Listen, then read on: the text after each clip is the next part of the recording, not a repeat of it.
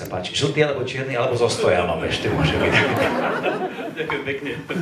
Ďakujem pekne za to uvedenie. Priatelia, pokúsim sa byť absolútne neformálny, ale mám takú skúsenosť, že kde príde minister, príde protokol a prídu isté oficiality, ale aspoň tú prvú časť by som chcel byť v maximálnej miere ľudský. Ak sa to dá od takéhoto človeka vysokého a širokého, ktorý sa ide prihovárať s ľuďom, ktorí sa dennodenne stretávajú s tým najkrajším, čo na svete je, a to sú deti. Viete, čím začať? Ako byť ľudský? Ja myslím, že je jedno veľké slovo, ktoré sa nedá ničím iným nahradiť. A to je ďakujem. Skutočne ďakujem, pretože ak niekto očakával, že sem prídem, prihovorím sa a poviem vám, že budete mať trojnásobné platy, asi by som vás klamal.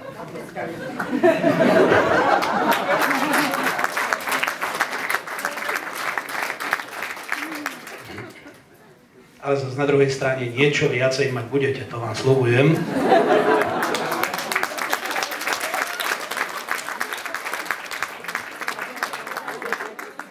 Ale milí priatelia, dámy a páni, priatelia detí a detských domovov, vaša práca nie je klasická práca, to je poslanie.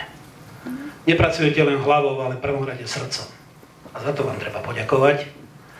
Vytvárate pre niekoho, kto stratil možno rodinu, domov, nahrádzate mu to, čo stratil, a to je veľké poslanie, a za to skutočne aj od takéhoto veľkého ministra 120 kg ťažkého patrí poďakovanie a veľký úklon, a myslím to veľmi úprimne.